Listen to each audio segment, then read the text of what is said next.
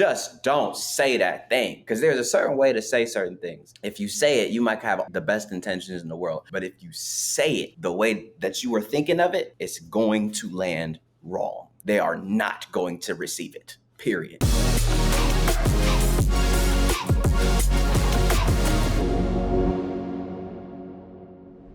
What is up, people? Welcome to another episode of the Today for Tomorrow podcast. So happy that you joined us today. Look, there's some people right now who are still trying to figure out why their friend, still trying to figure out why their cousin, still trying to figure out why their ex is not talking to them. You still trying to figure out what was the thing that blew that whole relationship up. You still don't know what it is. And I'm here to tell you that this conversation today might be the thing for you because like you could probably read, it says, keep it to yourself. The reason that I wanted to talk about this subject in particular is because there are things that I've come to realize, like there's a time and a place to say there's a time, a place, and there's a certain level of a relationship before you actually have a pass to say certain things. And when you do have that pass, there's a certain way that you're going to have to say it because it could flip out on you, even if you have the best intentions, And so one thing that I want to bring out to the fellas is, has there ever been a time, or what situation in your life have you come across a situation where you said something wrong or someone close to you said something wrong that kind of changed things in a relationship? And how did that whole thing play out? Now, don't give me the details. We don't want to put nobody on blast here, but just give me that kind of scenario. I guess, I just grew up, I consider myself like, I can be a very like straight shooter at times, right? And I think it's just a part of the way my mind works is when we have a task to do, I literally can go into like machine mode. Like, all right, I have X, Y, Z to do, and I'm checking my boxes. Like I can put on a different channel and I don't feel anything. Like I'm just literally, I'm getting the job done. And it's funny because I was having a life coach session with Lanesia a couple of weeks ago, and we were talking about this, and it ended up being like a theme where it's the man versus the machine, and I have to understand where I have to switch that channel. So for me in particular, because I have three sisters, my relationship with my mom and my relationship with my wife is you have to talk to certain people, especially our women, with a certain amount of care and just be a little softer. So without going into specifics, I'll say that's an area where I definitely need to understand how strong, like, because it is power in the tongue, man, and people do not understand how much what you say, and not only what you say, but how you say it can impact other people. And people say, "Well, I just have to say what I feel. That's just the way I." But once you start saying what you feel, and it starts making other people feel, and negatively, that's when, if this is somebody that you care about, you got to take the time and do some self reflection and say, "Okay, how can I, rearrange my words and or my tone in a way to where it's not negatively impacting anybody else?" I can be direct. Actually, well, I got in trouble a few times. Still do. I got a little better through the years, but I'm going to share a story I think I told you guys a long time ago. So when I first got married, I think it might have been our first or second year married.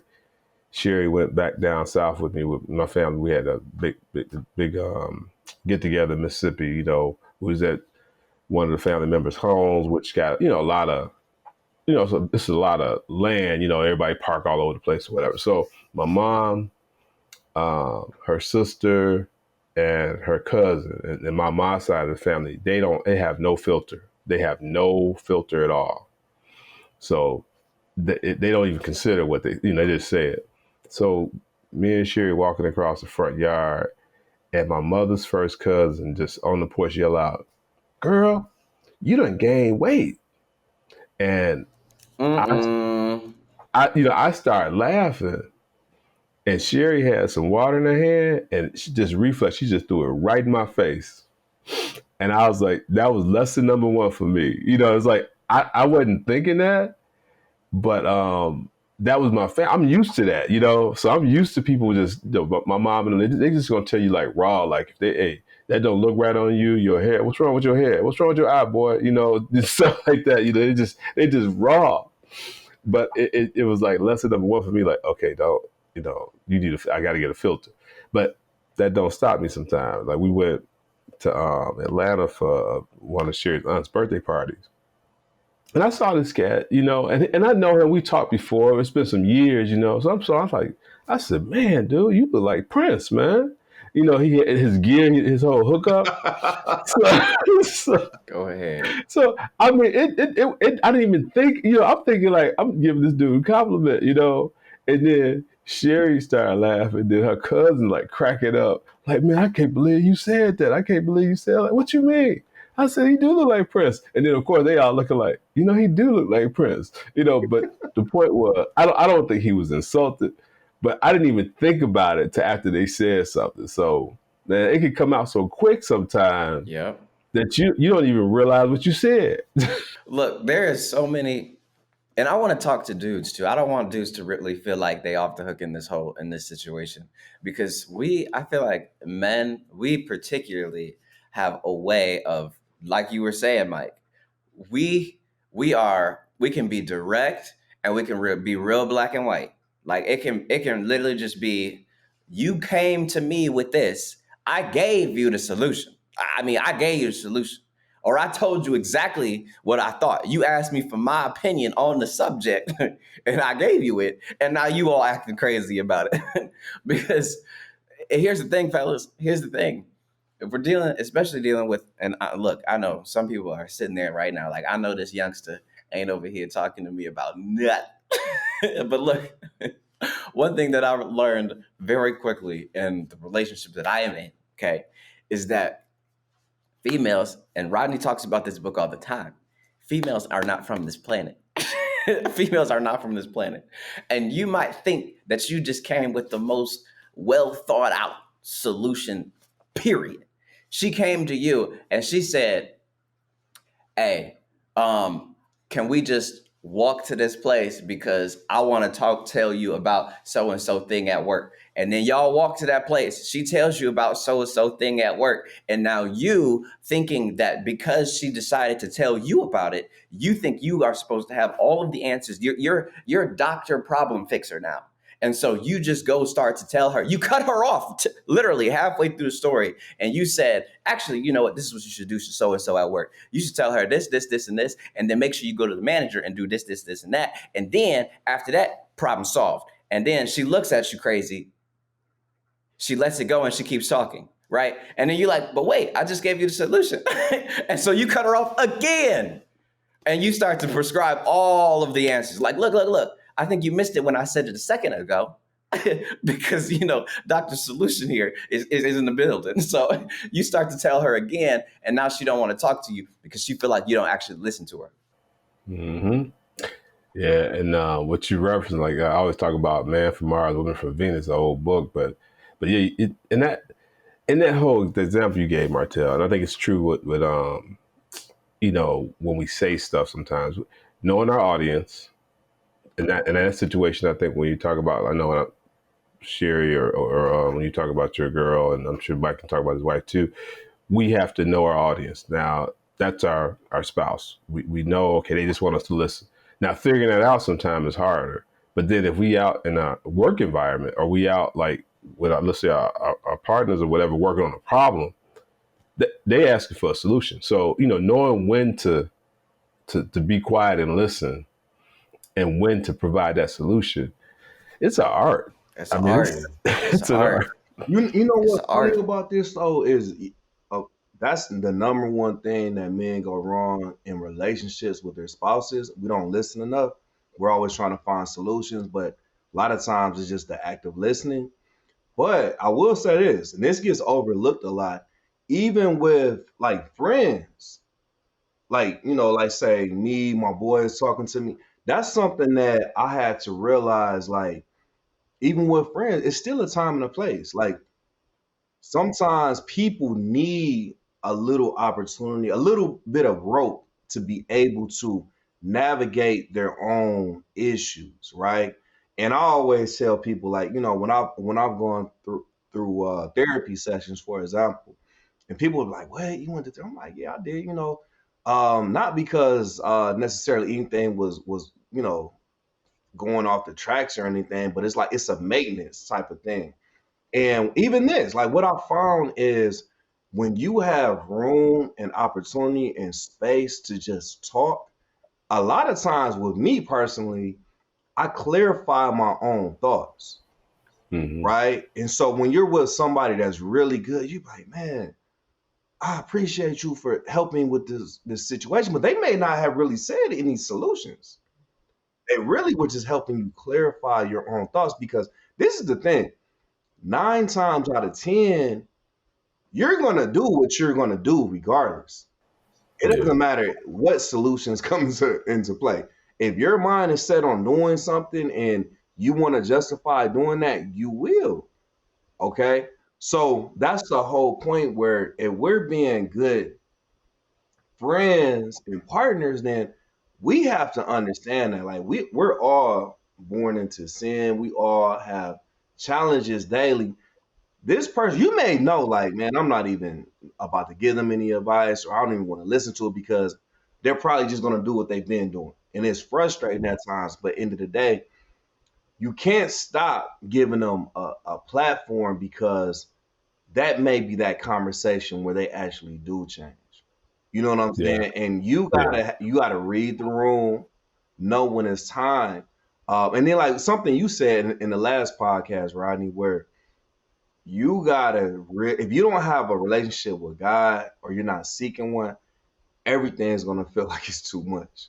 And when you said that, I was like, man, that's so real because I just had this conversation with a close friend of mine where they're going through some really, really challenging times. And they're trying to utilize like my strength and my energy. And I'm telling them, like, listen, bro, you may not want to hear this, but I'm telling you, the only way that I stay strong is because I know God has a bigger plan for my life. So even when I'm feeling like I'm in a valley, I know this is not it's not a punishment, it's just preparation for what's to come. That's what keeps me optimistic. So until you figure out what is your inspiration, it's going to be, a struggle. That's the reality with all this, man. To be truthful, I think, as we see, even talk about keeping it to ourselves, we haven't brought this element in, but we should. You got to let the Holy Spirit talk to you and guide you. You know what I mean? And it's that control that we don't have that we got to be like, hey, you need to be quiet right now.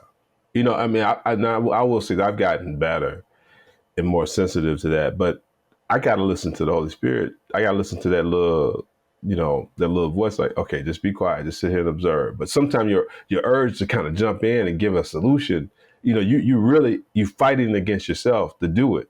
Like right now, I mean, the last month or so, I've been actively just making sure to listen to Sherry more. Like she would bring up a bad habit I do. Like I'm in the middle of something, I'm doing stuff, and she'll want to talk and I want to still keep doing what I'm doing. So I'll sit and listen for a minute and then I'll walk off to try to finish what I was doing.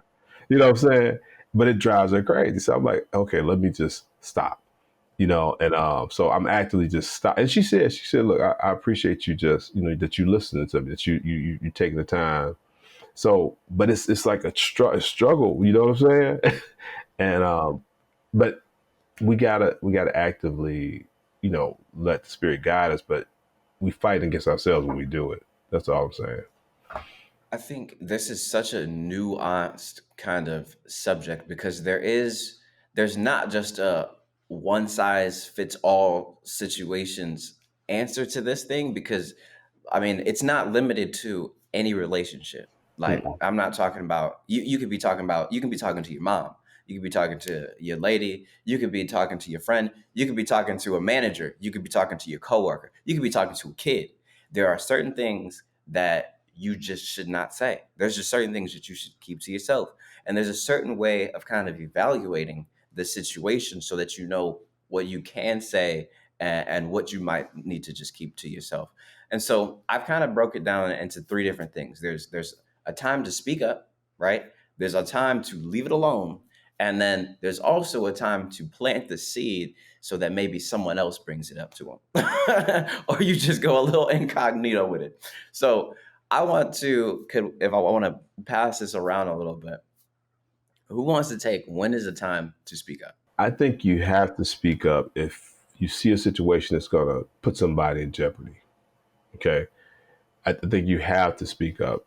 Sometimes it's not easy, but you know, and I put it like this. I mean, whether if you see somebody going down the wrong path and it's a friend of yours or a relative and you got a relationship with them, you got to be like, hey, and this is come from a place of concern, but you got to put it out there. They might blow you off. They might get upset at you, but if you see them going down a path that's going to hurt them or hurt somebody around them, I think we got to speak up at that point. I think you also got to speak up, you know, in situations maybe for other people sometimes. I mean, I think about parents. You know, parents have to speak up for their kids sometimes, you know, on their behalf. And sometimes we got to speak up for other individuals, whether it be even, you know, I'm going back, I got to go to a doctor's appointment with my dad. So I have to speak up for him because he might not understand what's going on, but I need to step in, even though he might not like the fact I'm doing it, but I got to do it. So those are two Rodney, things. I want to add something else to that because I like where you were going with it. You definitely hit on the time to speak up, but also could you just share how? How? Oh, okay. No, and so here scenario. First one is somebody in a situation where they ended. So had a friend. I mean, well, still do in a sense. Obviously, you know, learn that this individual got some issue with drinking. Okay, so you know, this is some years ago. So Sherry and I were like, well, man, when we go out with them, let's just not get nothing to drink.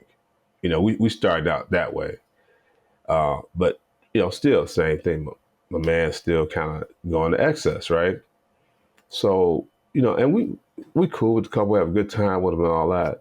And we tried to, I won't call it intervention, but tried to have that conversation like, well, you know, man, you know, and I was like, you know, I just want to make sure you all right. You know, it seems like, you know, is this an issue for you? And no, man, I'm good. I'm good. You know, of course you got offended, you know, but I felt I needed to talk to him about it.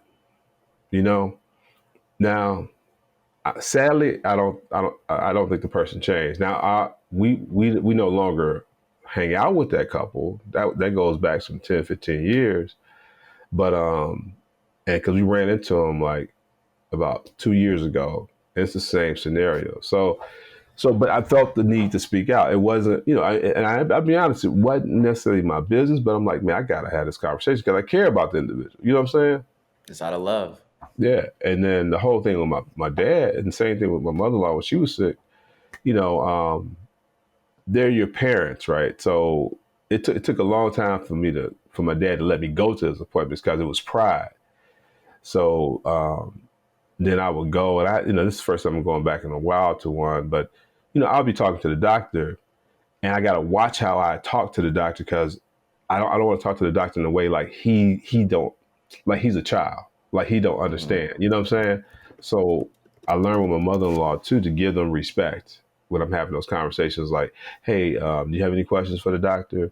Or, you know, do you mind if I ask these questions or whatever, to kind of, so they can give me permission. So when you dealing with your parent or somebody who's like an uncle, aunt, you know, sometimes we'll jump in and we'll take over the situation and they feel like they're a child. You always want to try to keep them in it, like you controlling the situation. You know what I mean? Thank you for that. Could we break down when to leave it alone, Mike? Yeah. So when to leave it alone is, I think when it's times that are very emotional for other people, or they kind of already have in their mind what they want to do, and they're kind of venting to you, right? And they're just like, you know, this person, they want me to do this, and I don't want to, or I want to be with that person because I love this person, and they just don't understand this person the way I understand it. And you're kind of like, okay, cool.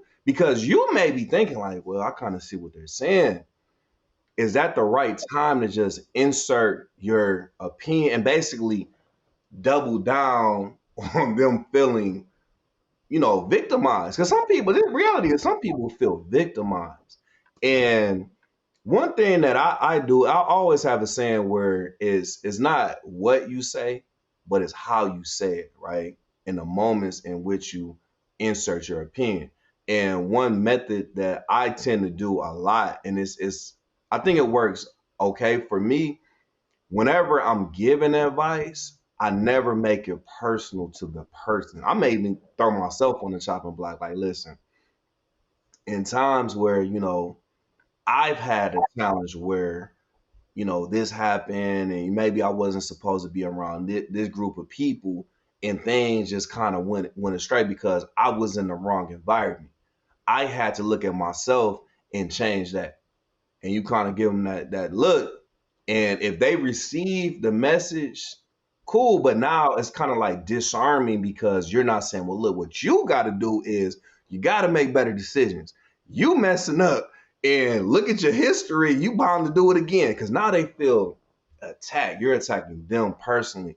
So I would say, just going back to the question, the time to leave it alone is when it's something to do with that's very emotional to them. They feel strongly about the end result. It's not always your place to just insert your opinion, especially if it goes against what they feel. I've got a recent situation that I was kind of talking about before we jumped on here. Is like about when to leave it alone. It's like because there's certain things. So I've got a brother and I've got a sister. I got an older sister and a younger brother, and I know that there are certain things that I just am not going to bring up to my sister. It's not my place to. As the younger brother, like I'm close and we've got a strong relationship, but there's certain things that I'm always going to find another way to talk about, or I'm just not going to say anything at all. Because here's the thing, like what Rodney was saying, there's certain things like, okay, you are now at that point where you about to really hurt yourself. Okay, you're gonna either really hurt yourself or hurt somebody else. And now, okay, now this just has to be put out. It just has to be put out now. And then there's those situations where it's like, if I do say this or if I speak on this particular subject that I know is in your control, is fully in your control, and it is close to your heart, given the situation, given the context, given the scenario, I understand that if I speak on this thing right now, because there's also a timing factor too. If I speak on this right now, this is probably a bad time. This is probably going to just blow up. You're probably going to miss everything that might be good or loving in what I'm going to say because of this timing right now. And like, I mean, literally, there was a situation where the wrong thing was said at the wrong time. And, people, this is not in this particular situation, but people get real lethal through text messages. And you can't, man, it's almost cliche at this point, but there are certain things that you can't take back. Okay. And so when you're talking to, a father, when you're talking to a mother, they might have, situation might have been tough growing up, but there are certain things that if you say it to them, it completely disrespects them. It completely throws out all the good stuff that was in that relationship, because now they're thinking, oh, you don't appreciate, you're not listening, you don't care. And when those things get into somebody's head, the relationship changes. And now there has to be a period of rebuilding. And so that kind of leads me into like the last point that I wanted to talk about, like in those three, is when the time to just plant the seed. Because it kind of goes hand in hand with the time to leave it alone. Because sometimes when you don't, when maybe it's just not your place to speak on that particular subject, maybe it is a time to just plant that seed. And now there is a difference, but just breaking down what I mean by that is sometimes, like, for example, I was in, so I do a lot of like video marketing work for this company, and we have these group meetings, and like there's certain creators on this team where they will put together a project and they'll send it in, and then we will sit there and like we'll review it and then give feedback and everything. And so this is a brand new team though. And so there's a few people on the team who are completely new to the concept, but they're good at the core thing, like the actual creation of it. But the concept of this particular department, meaning that what we're creating it for is a little bit different. So you have to craft things a little bit differently. That part is kind of a gray area for him because it's completely new. And so like there's people in it. We had all like, everybody sent in their stuff. This person's great. This person's great. This person, okay. Now let's talk about this a little bit. What could be tweaked? One thing, if we're just talking about practical principles here, there's called like a sandwich method. It's where at the top you talk about some good stuff. You bring out what is the best thing that you see in that. Like, okay, now I love how you did this. Okay. And then you talk about that. And then in the middle of it, you talk about the thing that couldn't be improved. And you don't say, this is actually just trash. That's probably not the best thing to say. But in that middle section, you work your way into saying, okay, you know what? Because of X, Y, and Z, I think this might be a good point that you could tweak a little bit because it might make it even better. Or if you tweak this in a certain way, I think it could change the whole thing. Because don't lie, I'm not saying I'm not condoning lying at all, but I'm saying if you say it in a certain way, then it could land a little better, and then end it with, again, you know what? I think you are absolutely phenomenal at what you do, and the fact that you came up with this, I know you can come up with something. I know you can come up with this thing as well, because I mean, we here for a reason. So that when I stack it like that, now it becomes more digestible to the other person to receive. And sometimes, if I don't even want to talk about the direct thing, I'm gonna plant the seed, and it's like, look, the reason that I did this, and this in this particular way is because of these reasons. And I'll be planning the reasons in my head because I know it's something that they can improve on, literally. But I'll be like Mike said, I'll be talking about myself. I'll be like, this is the reason that I did this, and this. And then I'll also go ahead and seed in a few things about them, making sure that they understand why I'm particularly saying it to them. It's like, because I know you're actually absolutely phenomenal at this particular thing, or I know you're good at speaking, or I know you're good at creating this, or I know you're the cinematic king. So, and then I'm planting that seed, letting them know that I do appreciate what they're doing, and they're actually, and I'm on their team. So it positions you in as a friend instead of as a foe, and meaning that I'm against you and I think you're trash because of X, Y, and Z reason. Something little, man. You could just, plant seeds of, like I had one friend. He was going through some challenges lately. He was just like, man, I messed this up and I had some bad habits in this area. I said, yeah, but also think about how the energy that you bring to I mean, this dude is like hilarious. He's like a comedian. He always brings a good, some good jokes. We always end up laughing. So I'm like, think about what that does for us. And so sometimes, man, just going back to that planting the seeds, it doesn't have to be like major things. It could just be little subtle information and just reminding people of the areas that they are great in. Planting those seeds is something that we shouldn't keep to ourselves. I think that whole thing about encouraging people, giving them something to kind of hold on to, and highlighting their good points. I think those are situations we should look for and share.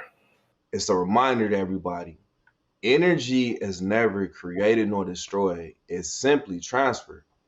So just as some Oh, I negative didn't mention energy can that. be transferred to you, positive energy can be transferred also, right? So just keep that in mind when you're having an interaction with somebody else. Be conscious of the type of energy that's they're trying to transfer to you, because sometimes you got to be like a judo and kind of block negative energy, but then also transfer some positive energy into them, like, because it really does go a long way, man, and it'll make you feel better too. Positive energy always kind of weeds out that negative energy. I mean, it's just like how darkness can't stand in light. You get rid of all of that stuff when you start being positive. Um, I did.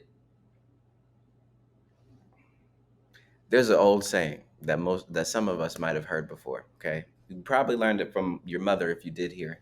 And I know it's a classic one. It's a classic one. If you don't got something good to say, don't say nothing at all. Let's keep that in mind as we move forward. Nah, I think that's a good closing nugget. Especially in this holiday season, people. Yes. Yes. So there is that. Absolutely fantastic. I appreciate the conversation, fellas. I think this has been gold. And I certainly hope that this is internalized during the holiday season and for the rest of everybody's life. Like, seriously, because we started off with talking about relationship males, how we like to just jump in and say what we think we should say and try to prescribe the solution to everybody. But sometimes we don't listen enough, or sometimes we don't read the scenario enough to understand when we should give the solution. And I'm like, I know that's absolutely gold. We talked about when to speak up. It's like there are some things that it's like you have to talk now. If you do not say something now, their life could be in a completely different scenario. And then you also too, there's a certain point on your own conscience that it's like I could have said something, and you do not want to be in that situation of regret because you did not speak up. And there's a certain way to do it. And then there's also that time to leave it alone. Like, look, like Mike was saying, it's like, look, when there are those situations, there are those scenarios where it's like, that's not your place. Stop. Find a new way, find a different route. Say it to somebody else who might say it, but just don't say that thing.